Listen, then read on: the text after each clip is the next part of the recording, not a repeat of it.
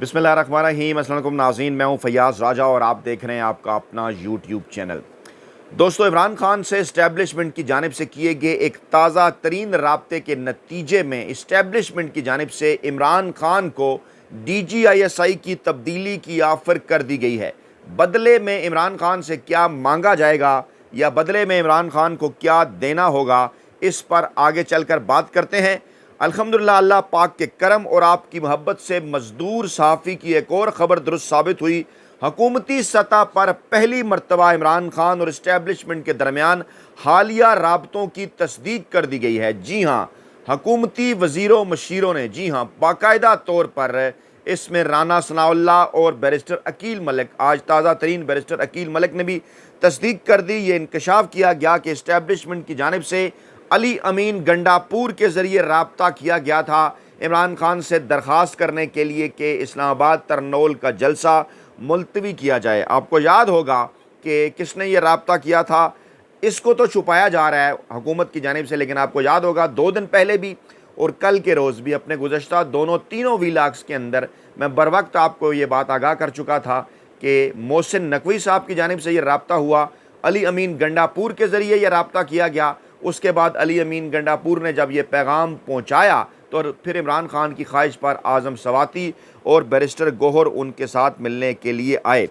और जनाब, ये जो राब्ता हुआ, इसी राब्ते के दौरान कुछ बड़ी डेवलपमेंट्स भी हुई हैं जिन पर आगे चलकर हम बात करने जा रहे हैं। लेकिन आज सरे दस पहले आपको बताना ये है कि ये जो बड़ी डेवलपमेंट है, ये जो बड़ा राब्ता है इस्टेब्लिशमेंट का, इसकी एक और बड़े एंकर वेले कालम निगार और मुलाजम साफ़ी नजम सेठी ने भी तस्दीक कर दिया और कहा है कि इस्टेब्लिशमेंट ने इमरान खान को अडयाला जेल में पैगाम भिजवाया है। इमरान खान की रहाई मुमकिन तौर पर नज़र आने लगी है।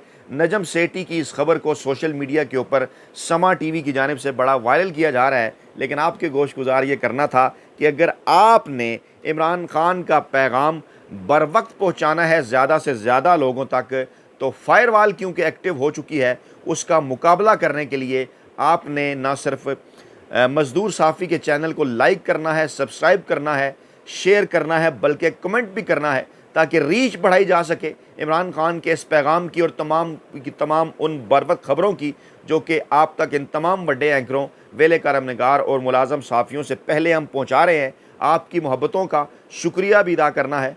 रब ताला के करम और आपकी मोहब्बतों की वजह से आपका अपना जो प्लेटफार्म है फयाज़ राजा यूट्यूब चैनल, उसके 5 लाख सब्सक्राइबर पूरे हुए और ये सब आपकी मोहब्बतों का नतीजा है। पहले दिन से लोग साथ जुड़े हैं, जो है वो साथ जुड़े हुए हैं और आहिस्ता आहिस्ता रोज़ाना की बुनियाद पर भी साथ जुड़ रहे हैं।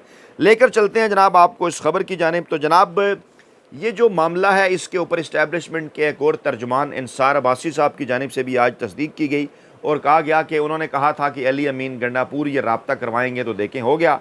आपको याद होगा कि इस प्लेटफार्म पर गुज़श्ता कई अरसे से हम ये बात आपके गोश गुजार कर चुके हैं कि मोहसिन नकवी साहब तो बाकायदा तौर पर यह पैगाम दे चुके हैं, अली अमीन गंडापुर साहब को माफ़ी भी मांग चुके हैं। कहा जा चुका है कि अगर इमरान खान जो है वो हमारी माफ़ी से राज़ी होते हैं तो मैं माफ़ी मांगने के लिए तैयार हूँ। इद्दत केस के ऊपर भी वो बात कर चुके हैं कि ये रेड लाइन क्रॉस की थी हमने और मामलात को जो है वो उन्होंने आगे बढ़ाने के हवाले से भी बात की थी। अब ये जो ताज़ा तरीन और नई ऑफ़र है, इसके बैकग्राउंड आप कुछ इस तरह से समझें कि पाकिस्तान में जो 3 बड़ी तैनातियाँ हैं वो हमेशा से सियासी माहौल के ऊपर असरअंदाज हुआ करती हैं। जो 3 अहम तरीन ओहदे हैं, जी हाँ, मैं ज़िक्र कर रहा हूँ, जो भी मौजूदा चीफ जस्टिस ऑफ पाकिस्तान हुआ करते हैं, डेफिनेटली अहम तरीन किरदार पाकिस्तान के तमाम तर सियासी मामलात में गुज़श्ता 75 बरसों से जो भी मौजूदा DGISI हुआ करते हैं, उनका भी डेफिनेटली कोई जो है वो अंधा शख्स ये कह सकता है जो कि पाकिस्तान की सियासत के गुज़श्ता 75 बरस से वाकिफ़ ना हो कि उनका कोई किरदार नहीं होता। डेफिनेटली उनका किरदार होता है। इसी तरह आर्मी चीफ जो कि इस्टेब्लिशमेंट के सरबराह हैं, उनका किरदार होता है। ये जो तीनों बड़े ओहदे हैं पाकिस्तान के अंदर, काजी फ़ैज़ ईसा साहब की रिटायरमेंट जनाब अक्टूबर 2024 में होने जा रही है। मौजूदा DGISI जनरल नदीम अंजुम, एक रवायत पाकिस्तान के अंदर 3 साल की बनी थी लेकिन वो टूटती भी रही। 2 साल, 3 साल, इससे कम अरसा भी रहा, 4 साल भी रहे, लेकिन एक रवायत है कि 3 साल के लिए तैनाती होती है। ज़राए का ये दावा है, सिक्योरिटी ज़राए का, कि नदीम अंजुम साहब की तैनाती की जो मुद्दत है वो भी नवंबर 2024 के अंदर, यानी काजी फ़ैज़ ईसा साहब की रिटायरमेंट के 1 माह बाद जो है वो पूरी हो रही है। और इसी तरह से मौजूदा army chief general Asim Munir जो हैं, उनकी मुद्दत मुलाजमत जो है वो नवंबर 2025 के अंदर ख़त्म होगी। और कहा यह जा रहा है कि मौजूदा हुकूमत को लाया इसलिए गया था, इस चुंतखब हुकूमत को। ख़ुद शायद ककान अब्बासी भी बारहा यह बात कर चुके कि मौजूदा army chief general Asim Munir को कम से कम एक तोसी जो है वो नवंबर 2025 में और दी जा सके, और ये जो सेटअप है इस सेटअप को जो है वो 2028-29 तक जो है वो चलाया जाए। ताज़ा तरीन इत्तलात ये हैं कि मौजूदा सियासी सूरत-ए-हाल जो बड़ी तेज़ी के साथ बदल रही है, एक मरतबा फिर पाकिस्तान तहरीक-ए-इंसाफ और जमीयत उलमा-ए-इस्लाम एक दूसरे के नज़दीक हुए। पाकिस्तान तहरीक-ए-इंसाफ का वफ़द पहुँचा JUIF के सरबराह मौलाना फजल रहमान के घर, और तय किया गया कि जो पार्लिमानी मामलात हैं उनके ऊपर मिलजुल कर जो है वो चला जाएगा। इस वक्त भी टीवी चैनल तस्दीक कर रहे हैं कि बैरिस्टर अकील मलिक की खबर चल रही है इस वक्त भी टीवी चैनल के ऊपर, आपको दोबारा से बताना ज़रूरी। उन्होंने कहा कि अली अमीन गंडापुर ने इमरान खान तक ये पैगाम पहुँचाया था कि ये है इस वक्त इस्लामाबाद की सूरत हाल, और फिर आज़म सवाती को इमरान खान ने बुलाया।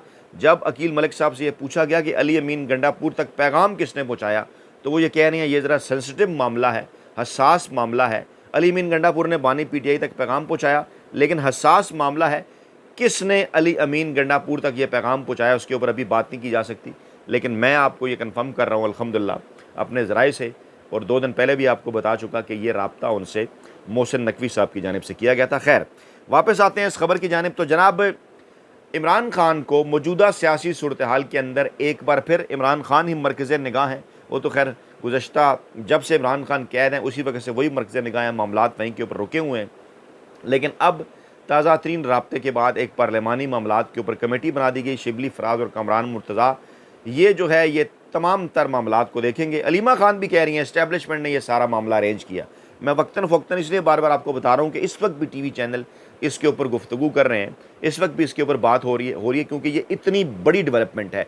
और ये जो इमरान खान ने कल आपके नाम पैगाम भेजा है ना, इसको अगर आप ये चाहते हैं कि ज़्यादा से ज़्यादा पाकिस्तानी अवाम तक पहुँचाएँ, तो फायरवाल का मुकाबला करने के लिए आपको ऐसी तमाम तर पैगामात की, ऐसी तमाम तर वीडियोज़ की जो हम आपके सामने रखते हैं, उन्हें लाइक करना होगा, शेयर करना होगा, और चैनल को सब्सक्राइब करें, आपकी मोहब्बत है। और इसके साथ साथ कमेंट ज़रूर करें।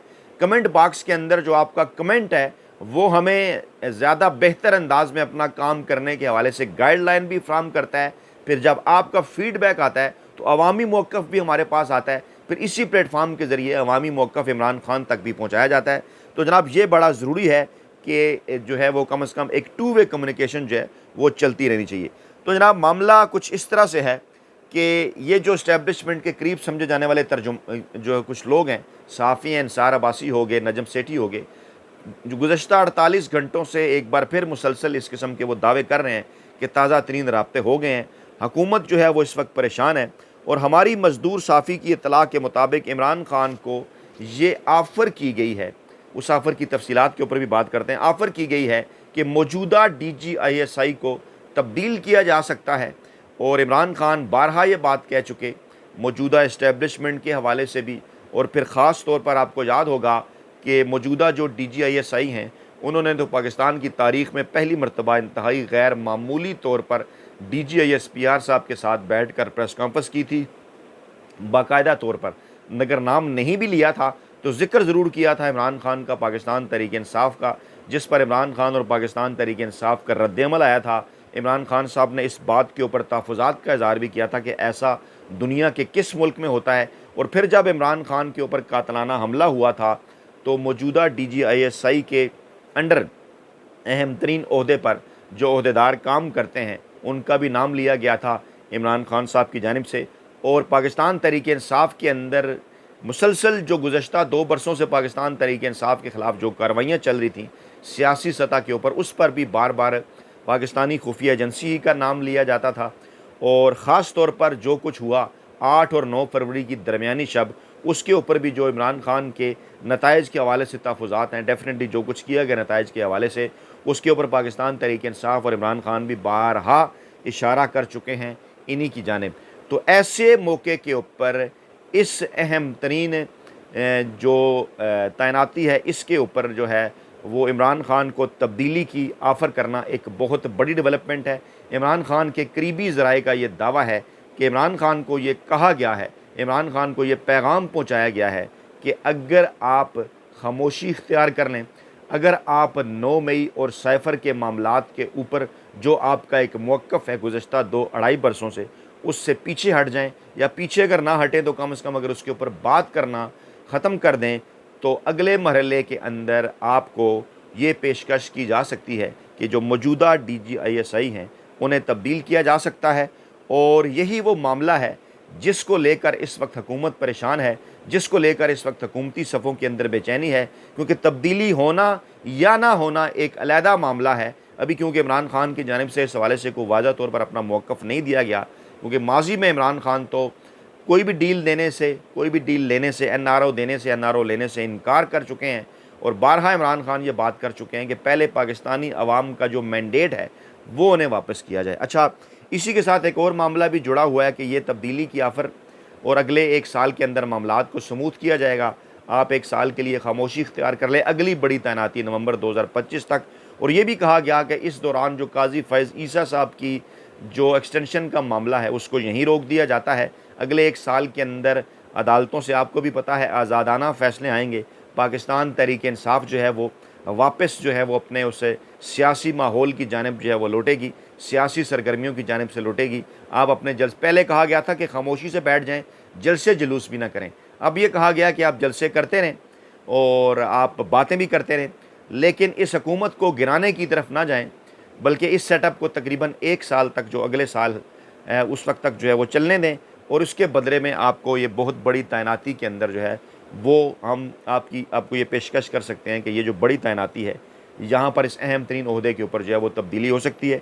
इमरान खान की जानिब से इस मामले के ऊपर अभी तक जवाब नहीं आया, लेकिन इस वक्त इस्लामाबाद के अंदर जो सूरत हाल है वो इस बात की तरफ इशारा करती है कि कुछ ना कुछ तो है कि जिसकी पर्दादारी है, जिसके ऊपर इस वक्त हुकूमत भी परेशान है। पूरी की पूरी हुकूमत इसके ऊपर बात कर रही है, पीपल्स पार्टी इसके ऊपर बात कर रही है। हैरान है कि आखिरकार ये राब्ता किस तरह से हो गया, क्यों हो गया। कहा यह जा रहा है कि अगर इमरान खान ने मौजूदा इस सिनेरियो के अंदर ये ऑफ़र कबूल ना की जो इस्टेब्लिशमेंट की जानिब से की जा रही है, तो मुमकिना तौर पर मामलात अगर काजी फ़ैज़ ईसा साहब की एक्सटेंशन की जानिब भी ना बढ़ सके, जो कि मुश्किल है, उस एक्सटेंशन की जानिब लेके बढ़ना। इमरान खान इस जानिब इशारा कर चुके कि पहली कोशिश तो इनकी ये होगी कि ये काजी फ़ैज़ ईसा साहब की गैर आइनी, गैर कानूनी एक्सटेंशन करें। अगर वो एक्सटेंशन नहीं कर सकते तो फिर सीनियरिटी जो सीनियरिटी है सुप्रीम कोर्ट ऑफ पाकिस्तान के अंदर, उसको अफेक्ट करने की कोशिश की जाएगी। टेक्निकलिटीज़ के ज़रिए कोई अपना बंदा लाने की कोशिश की जाएगी।